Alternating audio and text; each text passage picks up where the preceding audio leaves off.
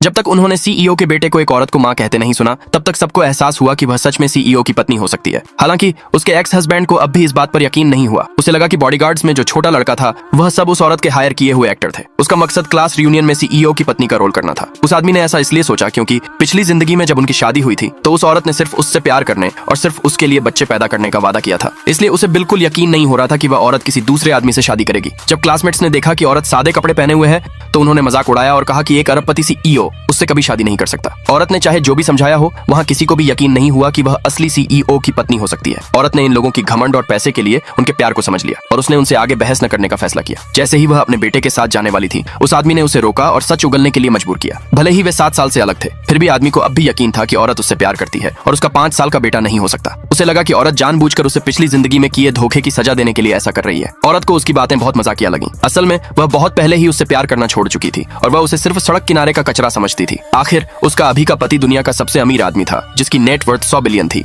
ये देखकर कि औरत ये मानने को तैयार नहीं थी कि वह नाटक कर रही है, आदमी ने दूसरे क्लासमेट से एक छोटे लड़के को एक कमरे में बंद करवा दिया। उसे क्या पता था कि यह काम तुरंत उसे परेशान कर देगा, क्योंकि सीईओ बेरहम था। जो कोई भी उसकी पत्नी या बेटे को नुकसान पहुंचाने की हिम्मत करेगा वह दुनिया से गायब हो जाएगा। उस समय सीईओ ने पहले ही देख लिया था कि केक डिलीवरी रसीद पर नाम उसकी पत्नी का नहीं था। ये महसूस करते हुए कि उसकी पत्नी मुश्किल में पड़ सकती है, वह तुरंत अपने बॉडीगार्ड्स के साथ उस क्लास रियूनियन में भागा जिसमें उसकी पत्नी जा रही थी। छोटे लड़के को कमरे में बंद करने के बाद वह चिल्लाया कि वह अपनी मां को ढूंढना चाहता है और इस उत्साह में उसका अस्थमा बढ़ गया और वह जमीन पर गिर गया। जब उस औरत ने सुना कि उसका बेटा गिर गया है तो वह बहुत परेशान हो गई और वह जाकर उसे देखना चाहती थी, लेकिन उस आदमी ने उसे वापस खींच लिया। उस समय वह आदमी अभी भी सोच रहा था कि क्या औरत नाटक कर रही है। औरत कितनी भी परेशान क्यों ना दिखे, आदमी को अब भी यकीन नहीं हो रहा था कि वह बच्चा पैदा कर सकती है। आखिर पिछली जिंदगी में उस औरत ने उससे बहुत प्यार किया था, यहाँ तक कि उससे शादी करने के लिए अपनी मेडिकल रिसर्च भी छोड़ दी थी और उसके बिजनेस को सपोर्ट करने के लिए टेकआउट भी डिलीवर किया था। चाहे कुछ भी हो, आदमी को यकीन नहीं हो रहा था कि उस औरत का पहले ही बच्चा हो चुका है। औरत को बुरी तरह परेशान और गिड़गिड़ाते देखकर आदमी ने कहा कि वह घुटने टेक दे, तभी वह उसे जाने देगा। यह देखकर कि औरत छोटे लड़के के लिए घुटने टेकने को तैयार है, आदमी को यकीन हो गया कि औरत ने सच में दूसरी शादी कर ली है, वरना उसके जैसा घमंडी इंसान किसी अनजान के लिए ऐसा कभी नहीं करेगा। आदमी ने उसे जाने दिया, लेकिन आदमी के पहले प्यार ने जलन में औरत को जाने से रोकने के लिए अपने पैर से ठोकर मार दी और आदमी से पूछा कि वह उनकी पिछली जिंदगी की बातें क्यों करता रहता है। पहले प्यार को शक था कि वह आदमी पिछले 7 सालों से उस औरत से प्यार करता था और उसे यह भी शक था कि वे हमेशा से कांटेक्ट में थे। यह सोचकर पहले प्यार ने औरत पर आदमी को बहकाने का इल्जाम लगाया। औरत ने बताया कि उसका पहले से ही एक पति और एक बच्चा है।